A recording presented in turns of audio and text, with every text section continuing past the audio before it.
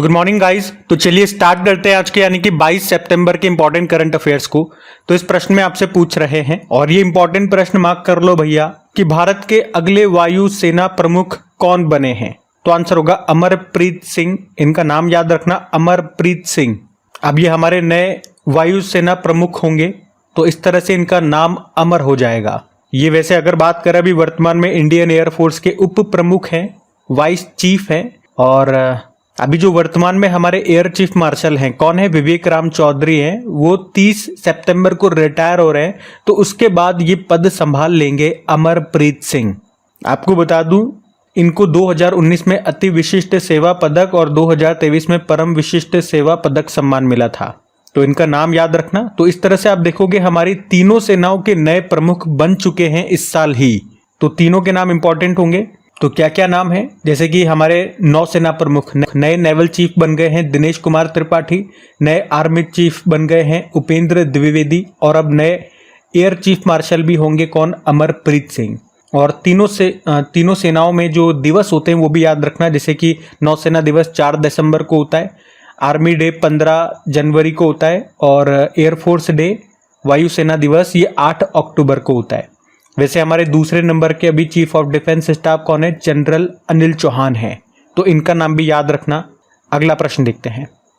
तो अगले प्रश्न में पूछ रहे हैं अभी हाल ही में 14वीं हॉकी इंडिया जूनियर पुरुष राष्ट्रीय चैंपियनशिप का आयोजन कहां पे किया गया। तो आंसर होगा पंजाब में। यहाँ पे हम बात कर रहे हैं hockey India junior mains national championship 2024 की। इस बार ये इसका 14वां संस्करण था जो कि कहां पे हुआ, पंजाब के जालंधर में हुआ। और वहां पे जो Olympian Surjit Singh hockey stadium है वहां पे इसका आयोजन किया गया 9 से लेकर 19 सितंबर 2024 तक इसका आयोजन किया हॉकी इंडिया ने। और अभी फाइनली इसको जीत लिया है हॉकी पंजाब ने, मतलब पंजाब की टीम ने जीत लिया। किसे हराया, उत्तर प्रदेश हॉकी टीम को हराया है। अच्छा, हॉकी इंडिया की बात करें तो स्थापना होती है 2009 में और नई दिल्ली में मुख्यालय मिलेगा। इसके हेड हैं दिलीप तिर्की।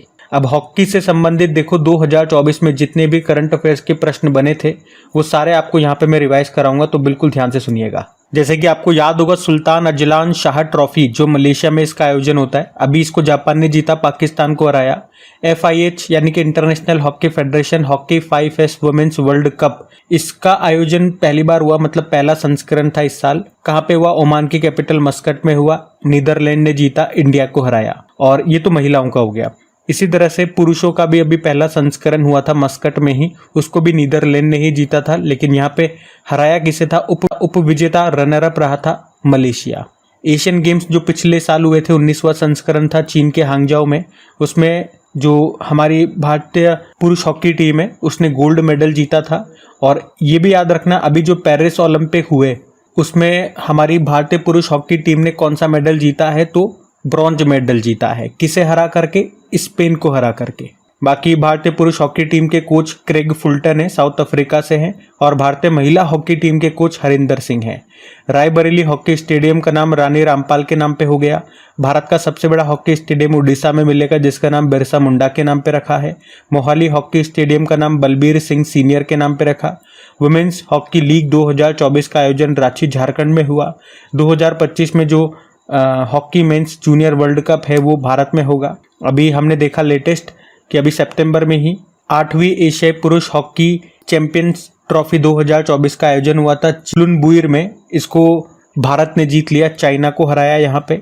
और अभी इसी साल नवंबर में जो 8वीं महिला एशियाई हॉकी चैंपियंस ट्रॉफी होगी भारत में होगी। भारत में भी कहाँ, बिहार के राजगीर में। उसके अलावा हॉकी इंडिया ने अभी PR श्रीजेश की जर्सी नंबर 16 को रिटायर कर दिया है।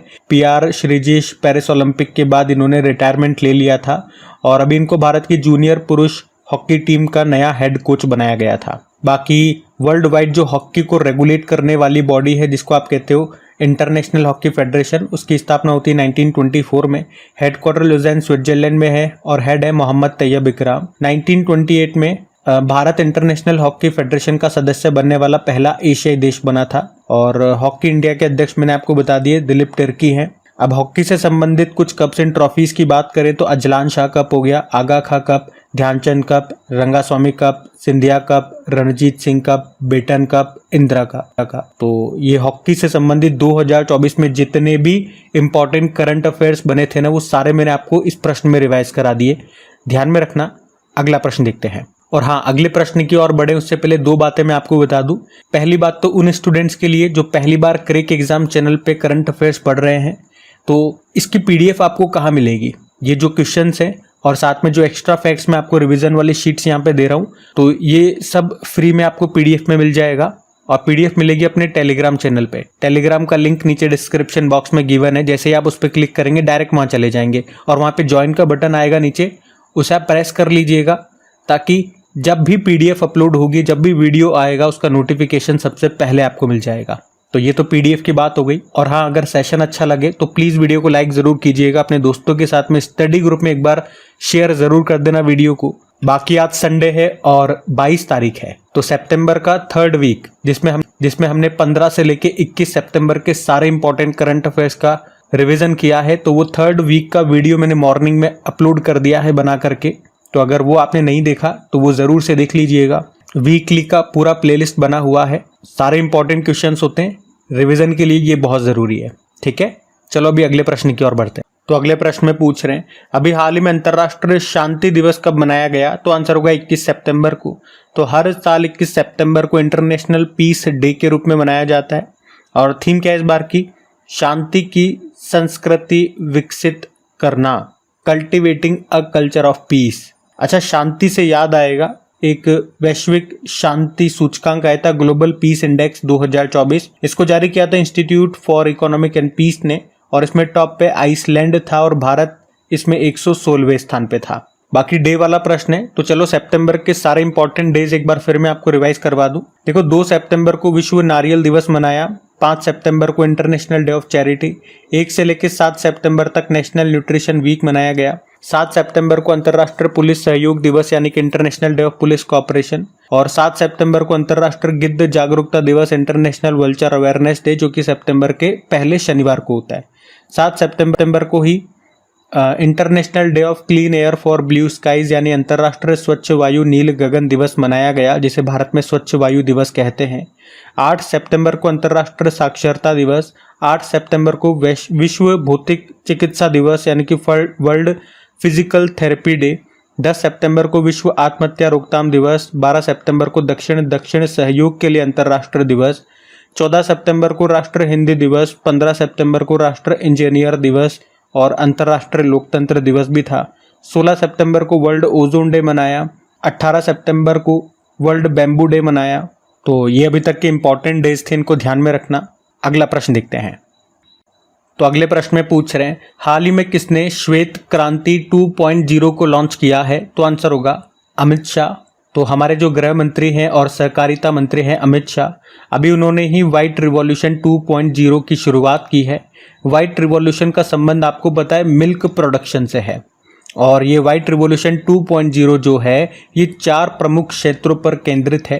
पहला, महिला किसानों को सशक्त बनाना, दूसरा, दूध उत्पादन को बढ़ाना, तीसरा, डेयरी क्षेत्र के बुनियादी ढांचे को यानी कि इंफ्रास्ट्रक्चर को मजबूत करना, और चौथा, दुग्ध निर्यात यानी कि मिल्क एक्सपोर्ट को प्रोत्साहित करना। और आप कह सकते हो कि व्हाइट रिवॉल्यूशन 2.0 का मुख्य उद्देश्य महिला किसानों में एम्पावरमेंट और एम्प्लॉयमेंट को बढ़ाना है। वैसे व्हाइट रिवॉल्यूशन आज का नहीं है, बहुत पुराना है। इसकी शुरुआत 1970 में ऑपरेशन फ्लड के रूप में की गई थी, और इसे डॉक्टर वर्गीज कुरियन के नेतृत्व में लागू किया गया था, जिन्हें व्हाइट रिवॉल्यूशन का जनक भी कहा जाता है, फादर ऑफ व्हाइट रिवॉल्यूशन, जिसका मुख्य उद्देश्य था भारत में मिल्क प्रोडक्शन को बढ़ाना, जिससे देश दूध के क्षेत्र में आत्मनिर्भर बन सके। तो प्रश्न क्या था कि अभी श्वेत क्रांति 2.0 को लॉन्च किया किसने? अमित शाह ने। ये ध्यान में रखना। अगला प्रश्न देखते हैं। फिर अगले प्रश्न में पूछ रहे हैं, अभी हाल ही में किस राज्य सरकार ने पुण्य श्लोक अहिल्या देवी होलकर महिला स्टार्टअप योजना शुरू की है? तो आंसर होगा महाराष्ट्र ने। तो अभी प्रधानमंत्री नरेंद्र मोदी ने महाराष्ट्र गवर्नमेंट की 2 योजनाओं को शुरू किया है। एक तो ये हो गई पुण्य श्लोक अहिल्या देवी होलकर महिला स्टार्टअप योजना, और दूसरा है आचार्य चाणक्य स्किल डेवलपमेंट सेंटर। हम पहले बात करते हैं पुण्य श्लोक अहिल्या देवी होलकर महिला स्टार्टअप योजना की। तो जैसा कि नाम से समझ में आ रहा है, इस योजना में महाराष्ट्र की महिलाओं के द्वारा चलाए जा रहे स्टार्टअप्स की मदद की जाएगी, मतलब उनको वित्तीय सहायता, फाइनेंशियल हेल्प दी जाएगी 25 लाख रुपए तक की। तो इस योजना का उद्देश्य क्या हो गया? राज्य की महिलाओं के स्टार्टअप्स को आत्मनिर्भर और स्वतंत्र बनाना। बाकी दूसरा, मोदी जी ने जो वहां पे आचार्य चाणक्य स्किल डेवलपमेंट सेंटर का भी उद्घाटन किया। ये एक ट्रेनिंग सेंटर है, तो इसमें 15 से लेके 45 वर्ष की उम्र के युवाओं को ट्रेनिंग देने के लिए राज्य के कॉलेजों में स्किल डेवलपमेंट ट्रेनिंग सेंटर खोले जाएंगे। तो इस तरह पूरे राज्य में हर साल लगभग 1.5 लाख युवाओं को स्किल डेवलपमेंट ट्रेनिंग फ्री में दी जाएगी। और अब बात यहाँ पे महाराष्ट्र की है, तो चलो मैं आपको ले चलता हूँ महाराष्ट्र। ये रहा महाराष्ट्र, कैपिटल मुंबई हो गई, मुख्यमंत्री एकनाथ शिंदे और गवर्नर कौन है? सीपी राधाकृष्णन। बाकी महाराष्ट्र से करंट अफेयर्स के कुछ इंपॉर्टेंट पॉइंट्स मैं आपको रिवाइज कर रहा हूँ। तो एक तो याद होगा, खेलो इंडिया यूथ गेम्स का 6वां संस्करण इस साल के स्टार्टिंग में हुआ था तमिलनाडु में, जिसका मैस्कॉट शुभंकर वीर मंगाई था और उसमें टॉप पे महाराष्ट्र था। महाराष्ट्र में नमो शेतकारी महासम्मान निधि योजना शुरू हुई थी और भारत में लीगो वेधशाला कहाँ पे बनेगी? महाराष्ट्र के हिंगोली में। देश का पहला महिला रेलवे स्टेशन, ये आपको माटुंगा रेलवे स्टेशन मिलेगा मुंबई में ही।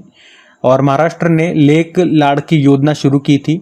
अभी यूनिफाइड पेंशन स्कीम लागू करने वाला पहला राज्य भी ये महाराष्ट्र है। लाडला भाई योजना भी यहाँ पे शुरू हुई थी। मुख्यमंत्री माझी लाड़की बहिना योजना शुरू हुई, जिसमें महिलाओं को हर महीने 1500 मिलेंगे।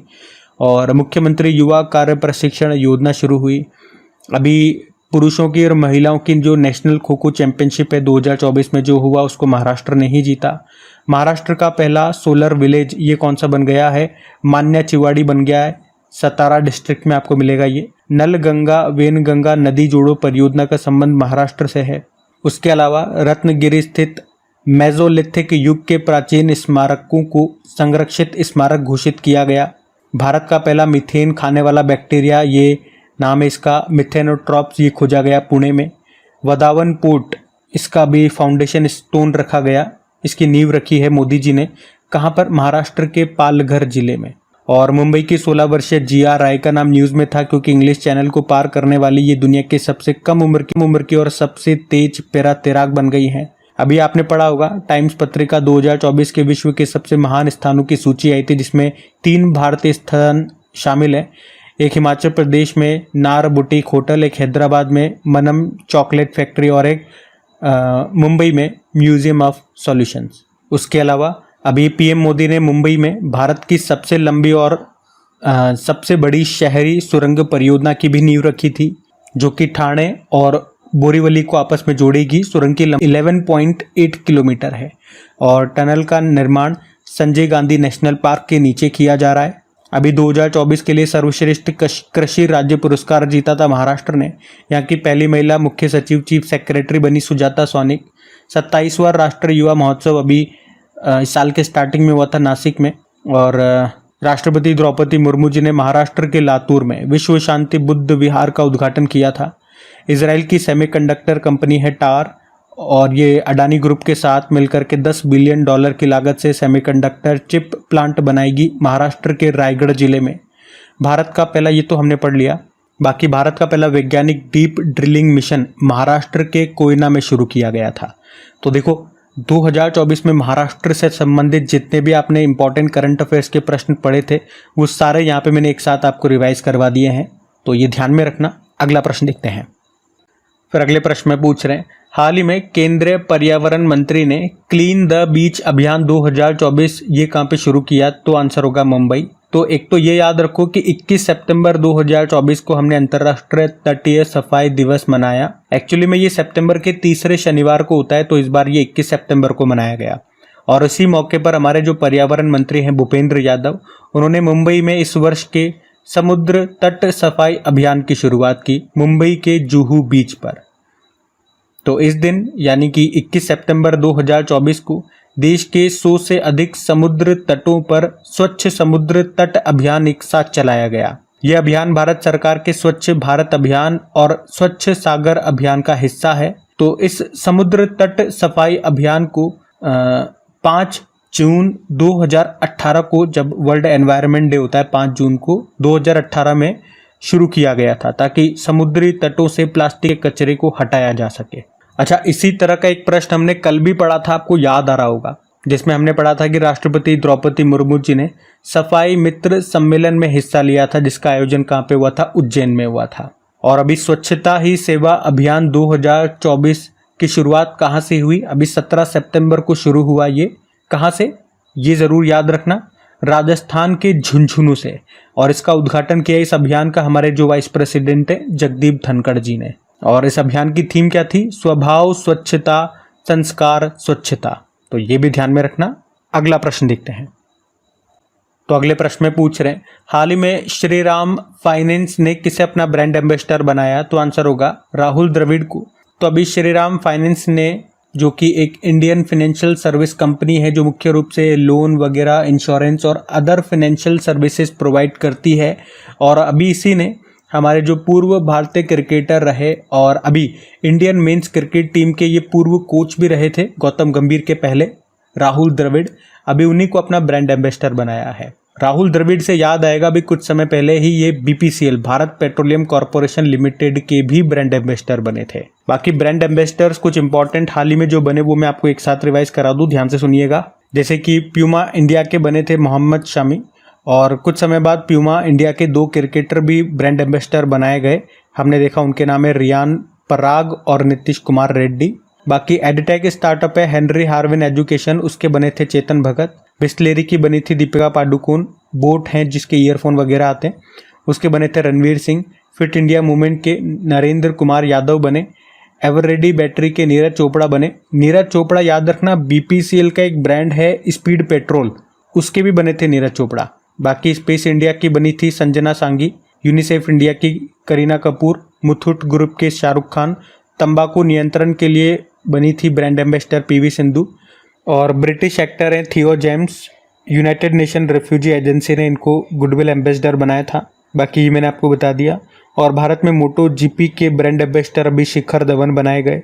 2024 के लिए कोरिया पर्यटन का मानद राजदूत बनाया आनंद कुमार को, जो सुपर 30 के संस्थापक हैं। लॉरियल पेरिस की बनी थी अभी आलिया भट्ट। और अभी लेटेस्ट हमने देखा था कि जहाज रानी मंत्रालय में, यानी कि शिपिंग मंत्रालय में अभी ब्रांड एम्बेसडर बनाई गई थी कौन? मनु भाकर, जिनका संबंध शूटिंग से है। तो ये अभी लेटेस्ट के जो सारे इंपॉर्टेंट ब्रांड एम्बेसडर्स हैं वो सारे मैंने आपको यहाँ पे रिवाइज करा दिए, ध्यान में रखना। अगला प्रश्न देखते हैं।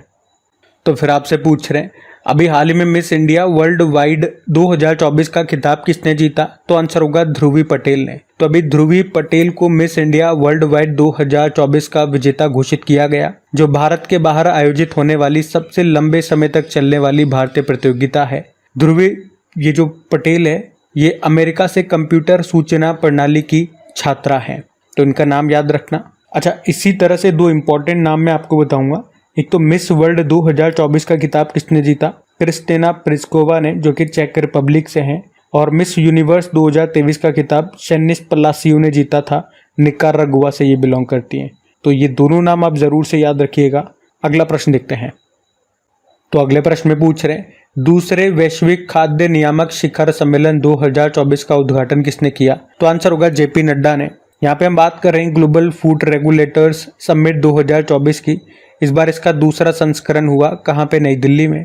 और इसका आयोजन अभी तीसरा जो विश्व खाद्य भारत 2024 का आयोजन हुआ था, हमने पढ़ा था अभी 2 दिन पहले ही, उसी के साथ इसका भी आयोजन किया गया 20 और 21 सितंबर 2024 को नई दिल्ली में। और इसका उद्घाटन किसने किया? हमने देखा हमारे जो हेल्थ मिनिस्टर हैं जेपी नड्डा ने। जेपी नड्डा में जेपी का मतलब होता है जगत प्रकाश नड्डा, पूरा नाम जगत प्रकाश नड्डा है, शॉर्ट में जेपी नड्डा बोलते हैं। इस बार इसका ये दूसरा संस्करण है। इसका पहला संस्करण 2023 में हुआ था, G20 के साथ नई दिल्ली में इसका आयोजन किया गया था। आयोजन कौन कर रहा है? फसाए, यानी कि food safety and standard authority of India, जिसकी खुद की स्थापना 2008 में हुई थी, नई दिल्ली में मुख्यालय है। और CEO कौन है? जी कमला वर्धन राव। तो ये ध्यान में रखना। अगला प्रश्न देखते हैं। तो अगले प्रश्न में पूछ रहे हैं, हाल ही में प्रधानमंत्री नरेंद्र मोदी ने महाराष्ट्र के किस जिले में प्रधानमंत्री मित्र टेक्सटाइल पार्क की आधारशिला रखी है? तो आंसर होगा अमरावती। तो अभी प्रधानमंत्री नरेंद्र मोदी ने महाराष्ट्र के अमरावती जिले में प्रधानमंत्री मित्र योजना के तहत प्रधानमंत्री मित्र टेक्सटाइल पार्क की आधारशिला रखी है, यानी कि फाउंडेशन स्टोन रखा गया। और ये प्रधानमंत्री मित्र टेक्सटाइल पार्क 1000 हेक्टेयर में बनाया जाएगा। आपको बता दूं कि ये योजना पीपीपी यानी कि पब्लिक प्राइवेट पार्टनरशिप मॉडल पर आधारित है। इस योजना के तहत 7 टेक्सटाइल पार्क स्थापित किए जाएंगे और ये पार्क हाई क्वालिटी वाली टेक्सटाइल और अपैरल उत्पाद निर्माण के लिए आधुनिक इंफ्रास्ट्रक्चर से लैस होंगे। तो इसका तो उत्तर अमरावती हो जाएगा, ये ध्यान में रखना। बाकी ये थी आज के आपकी करंट अफेयर्स की क्लास। और आप में से जो स्टूडेंट पहली बार इस वीडियो को देख रहे हैं, प्लीज़ कमेंट करके ज़रूर बताइएगा सेशन आपको कैसा लगा। और आप सभी अगर वीडियो को लाइक करना भूल गए हैं तो एक बार फिर से मैं आपको याद दिला दूं, वीडियो को लाइक ज़रूर कीजिए, दोस्तों के साथ में शेयर कर देना। और अगर अभी तक आपने वीडियो को सब्सक्राइब नहीं किया है तो सब्सक्राइब करके बेल आइकन को ज़रूर प्रेस कर लीजिए ताकि इस तरह के वीडियोज़ आपको रेगुलर मिलते रहें। बाकी चलो अभी कल के करंट अफेयर्स का क्विक रिविजन कर लेते हैं और सेशन एंड करते हैं। तो यहाँ पे हम 21 सितंबर के इंपॉर्टेंट करंट अफेयर्स का क्विक रिवीजन कर रहे हैं। पहला प्रश्न आपसे पूछा गया, कुष्ठ रोग से मुक्त होने वाला दुनिया का पहला देश बन गया कौन सा? जॉर्डन। फिर पूछा अभी वर्ष 2024 का छठा यूनिकॉर्न कौन सा बन गया? मनीव्यू। फिर पूछा अभी MSCI के all country world investable market index में भारत कौन से स्थान पर है? छठे स्थान पे। फिर पूछा लाइट कॉम्बैट एयरक्राफ्ट तेजस की पहली महिला फाइटर पायलट कौन बनी है? मोहना सिंह। और अभी लॉन्च किया गया ISO UNDP PAS 53002 दिशा निर्देश का संबंध किससे है? सतत विकास लक्ष्य, सस्टेनेबल डेवलपमेंट गोल। फिर पूछा कैबिनेट ने किस समिति की सिफारिश पर एक राष्ट्र एक चुनाव पहल को मंजूरी दी? रामनाथ कोविंद। फिर पूछा अभी राष्ट्रपति द्रौपदी मुर्मू जी ने सफाई मित्र सम्मेलन कहाँ इसमें हिस्सा लिया? उज्जैन में। और सूखे से प्रभावित समुदायों की सहायता के लिए 200 हाथियों को मारने की घोषणा की है किसने? जिम्बाब्वे। अभी विजयवाड़ा रेलवे स्टेशन को NSG1 का दर्जा मिला, ये किस राज्य में है? आंध्र प्रदेश। और आखिरी प्रश्न पूछा कि प्रधानमंत्री की आर्थिक सलाहकार परिषद ने एक रिपोर्ट जारी की जिसके अनुसार सकल घरेलू उत्पाद में योगदान करने वाला टॉप राज्य कौन सा है? तो महाराष्ट्र है। तो चलो अभी कल का भी होमवर्क प्रश्न देखते हैं और सेशन एंड करते हैं। तो कल की वीडियो में पूछा 2025 में hockey mains junior world cup की मेजबानी कौन सा देश करेगा? तो भारत करेगा। आप सभी ने प्रश्न का बिल्कुल सही उत्तर दिया। अब ये आज का आपका होमवर्क प्रश्न है।